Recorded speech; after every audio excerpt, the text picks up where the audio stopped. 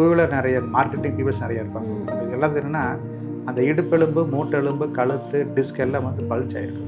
அதிகமாக வந்து இப்போ நீங்கள் படி ஏறுறது, ஏறி ஏறி இறங்குங்க, ஹார்ட் தொந்தரவே வராது. அதுதான் லிஃப்ட்டில் போய் போய் பழகிட்டோமே நாம. போன வாரம் கிளினிக் ஒருத்தர் வந்திருந்தார், ஊட்டிலேருந்து வந்திருந்தார், ஒரு வக்கீல் ஒருத்தர் வந்திருந்தார். சார் எனக்கு உடம்பெல்லாம் சரியான வலிங்க சார், நான் தூங்கி ஒரு வாரம் ஆச்சு அப்படின்னாரு. வர்மா கொடுத்துட்டு சில பாயிண்ட்ஸ் ஆக்டிவ் பண்ணி விட்டுட்டு எண்ணெய் கொடுத்து தேய்ச்சி விட்டு குடிச்சிட்டு ஒரு 10 நாளைக்கு சார் நீங்கள் வித்தவுட் சுகர் குடிங்க, டீ காஃபி குடிங்க அப்படின்னு. வித்தவுட் சுகர் குடித்தாரு, 2 நாள் நல்லா தூக்கம் வந்துடுச்சு.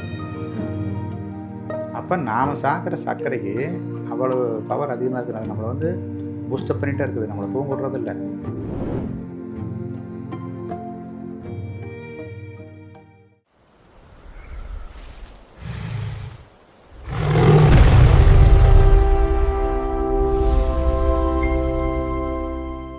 இப்போது வர்மா ட்ரீட்மெண்ட் எல்லாம் அழிஞ்சிட்டே வருது சார், அதுக்கான ஏதாவது ஸ்டெப் எடுக்கிறீங்களா? ஏன்னா வர்மா சிகிச்சை வந்து இப்போ வந்து உங்களுக்கு மக்களிடம் வந்து மிகப்பெரிய வரவேற்பு இருக்குது.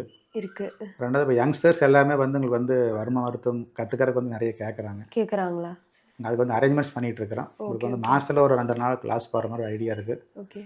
அது தகுந்த உங்களுக்கு இடம் வந்து உங்களுக்கு அமையும் போது அதுக்கு தகுந்த உங்களுக்கு ப்ராசஸ் வந்து நடக்கும்போது அதுக்கு எங்களை கான்டாக்ட் பண்ணுங்கள். கீழே எங்களுடைய நம்பர் கொடுக்குறோம். எங்களுடைய Facebook number, ID number, phone நம்பர்லாம் கொடுக்குறோம். கான்டாக்ட் பண்ணுங்கள். நீங்கள் தேவைப்படும் போது நீங்கள் அதில் வந்து கிளாஸில் வந்து ஜாயின் பண்ணிக்கலாம்.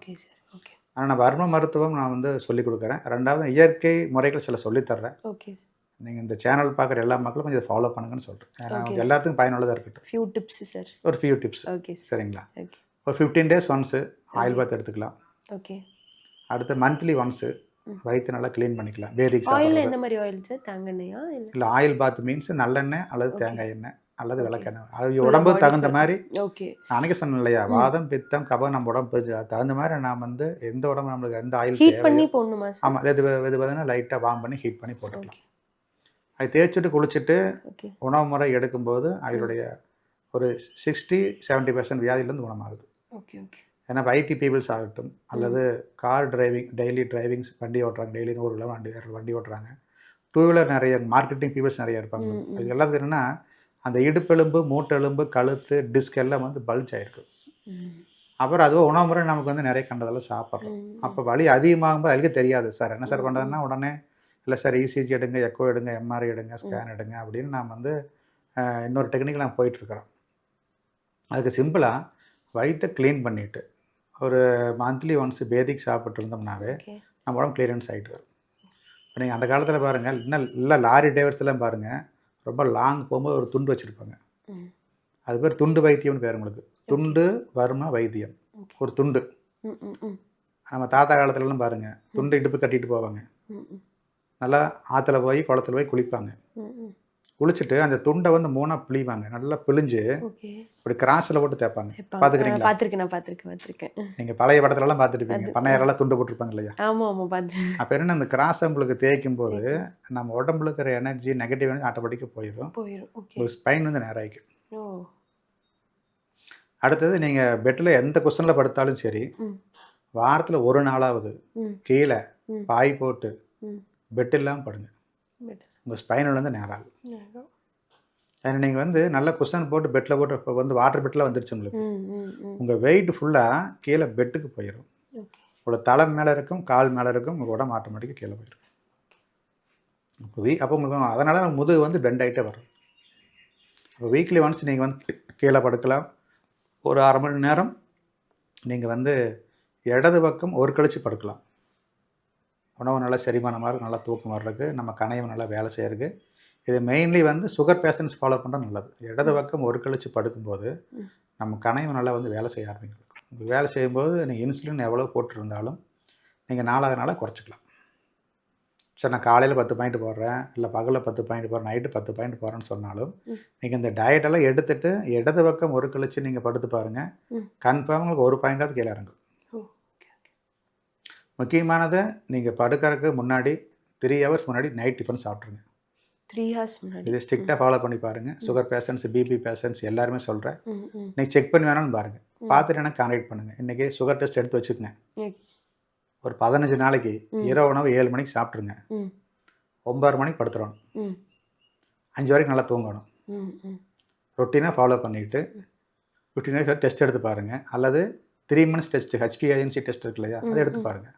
ஓகே உங்களுக்கு என்ன மாற்றம் வருதுன்னு பாருங்கள். ஓகே இதெல்லாம் என்ன வந்து நம்ம கிளாஸ் ரூம் சொல்லித்தர்றோம். ம் அதாவது சுகர் எப்படி குறைக்கிறது, ஓகே நான் ப்ரெஷர் எப்படி குறைக்கிறது, ம் எந்த வருமங்களுக்கு உங்களுக்கு தூண்டும் போது நல்லா ஆக்டிவ் ஆகும். ம் ம் நம்ம எந்த வருமங்களுக்கு வந்து ஆக்டிவ் பண்ணும்போது நமக்கு நல்லா தூக்கம் வரும், ம் நம்ம ஸ்ட்ரெஸ் எல்லாம் குறையும். ம் இதெல்லாம் உங்களுக்கு வந்து வரும கிளாஸ் ரூம் சொல்லித்தரேன் உங்களுக்கு. இது வந்து நீங்கள் வீட்டுக்கு ஒரு வரும மருத்துவர், அதாவது நம்ம வீட்டில் அப்பா அம்மா இருக்கிறாங்க, இல்லை ஒய்ஃப் இருக்கிறாங்க, குழந்தை இருக்கிறாங்க, நாமளே கொடுத்துக்கலாம். இது வந்து நீங்கள் எந்த சைடு எஃபெக்ட் பண்ணாது. இல்லை சார் நான் வந்து மெடிசன் எடுத்துகிட்டு இருக்கிறேன், தாராளமாக சாப்பிடுங்க. நீங்கள் எந்த மெடிசன் எடுத்தாலும் சரி, அதோடு சேர்ந்து எக்ஸ்டர்னல் நீங்கள் யூஸ் பண்ணுறீங்க. நீங்கள் இன்டர்னலாக வந்து உள்ள எதுவும் நீங்கள் சாப்பிட்றதில்ல. அப்போ உங்களுக்கு இது என்ன வந்து நீங்கள் செய்ய உங்களுக்கு வந்து அதனுடைய பாதிப்பு வந்து குறைஞ்சிட்டே வரும். குறைஞ்சிருமோ ரிலீஃப் நல்லா உங்களுக்கு கிடைக்கும். ம் ம் அப்போ நீங்கள் என்ன பண்ணீங்க, நீங்களே நாளாக வந்து மெடிசன்ஸ் குறைச்சிக்குவீங்களா? ம் ம் ம் அப்போ உணவு முறை, நம்ம இயற்கை வாழ்வியல் மாற்றம். அடுத்தது வாரத்தில் ஒரு 50 மணி நேரம். ம் சரிங்களா? ஓகே இப்போ வாரத்தில் என்ன பண்ணுறீங்க, ஒரு 50 மணி நேரம். ம் முடிஞ்ச அளவு காலையில் 1 மணி நேரமா, ம் சாயந்தரம் 1 மணி 2 மணி நேரம், 7 நாளைக்கு 14 மணி நேரம். முடியாது ம் 10 மணி நேரம். அதுவே எனக்கு முடியாது சார். ம் ஒரு 5 மணி நேரமாவது ம் முடிஞ்ச அளவுக்கு வாக் பண்ணுங்கள், நடக்கணும். நடங்க. அதிகமாக வந்து இப்போ நீங்கள் படி ஏறுறது, ஏறி இறங்குங்க, ம் ஹார்ட் தொந்தரவே வராது. முட்டி வலி வந்துருமே சார். அதுதான் லிஃப்ட்டில் போய் பழகிட்டோமே நாம. அதனால் நம்ம லிஃப்ட் எடுத்து போய் பழகிட்டோம். படி ஏறுறதில்ல இறங்குறதில்ல. இதெல்லாம் நீங்கள் ஃபாலோ பண்ணிட்டு வர ம் அதாவது நம்மளுடைய கணுக்கால் வந்து நம்மளுடைய 2ஆவது இதயம்னு சொல்கிறாங்க. நம்ம கணுக்கால், கெண்டைக்கால். ஓகே நம்ம கெண்டைக்கால் எக்ஸசைஸ் நம்ம கொடுக்குறோம். அதாவது நம்ம எதுவும் கொடுக்குறது இல்லைல்ல, எதுவுமே கொடுக்கறதில்ல. அதுதான் நடக்க சொல்கிறேன் உங்களுக்கு. ம் நீங்கள் நடந்து பாருங்கள், அந்த கெண்டைக்கால் இருக்கிற வருமங்கள் ஆட்டோமேட்டிக் ஆக்டிவ் ஆகும் உங்களுக்கு. ம் ம் அப்போ உங்களுக்கு என்ன ஆகும், ஆக்டிவ் ஆகும்போது ஹார்ட் டிசீஸ் எல்லாம் குறைய ஆரம்பிக்குது. ம் ம் இதே உங்களுக்கு சொல்கிறாங்க, டாக்டர்ஸ் எதாவது சொல்கிறாங்க, நடக்க சொல்கிறாங்க உங்களுக்கு டாக்டர்ஸ். ம் ஹார்ட் டாக்டர்ஸ், கார்டியாலஜி எல்லாம் என்ன சொல்கிறாங்க, நடக்க சொல்கிறாங்க. வாக்கிங். நல்லா வாக் பண்ணுங்கள், டெய்லி 1 மணி நேரம் நடங்க. 5 நாளாவது வாக்கிங்க்கு வாங்க, 2 நாள் நீங்கள் போகாதீங்க அப்படிங்கிறாங்க. சொல்கிறாங்க இல்லையா? சொல்றாங்க. நைட் நேரத்தில் சாப்பிடுங்க, நேரத்தில் அத்தனை சொல்கிறாங்க. அதுதான் எல்லா மருத்துவமும் சொல்லுது. அதான் நாம் ஃபாலோ பண்ணணும். 2வது இரவு உணவை நீங்கள் லைட்டாக சாப்பிட்றது ரொம்ப ரொம்ப நல்லது. நல்லது. அன்டைமிங் ஃபுட்டு மேக்ஸிமம் இளைஞர்கள் வந்து அதிகமாக வேண்டாம். ஏன்னா இளவயது மரணங்கள், இளவயது உங்களுக்கு வந்து கொலஸ்ட்ரால் அதிகமாகிறது ஜாஸ்தி ஆயிடுச்சு. ரொம்ப அதிகமாக இருக்குது உங்களுக்கு. ம் ஏன்னா இப்போ திருப்பூரில் பார்த்தீங்கன்னா போன வாரத்தில் ஒரு 26 வயசு தான் அட்டாக் இறந்துட்டாங்க. 26 வயசு ஆமாங்க.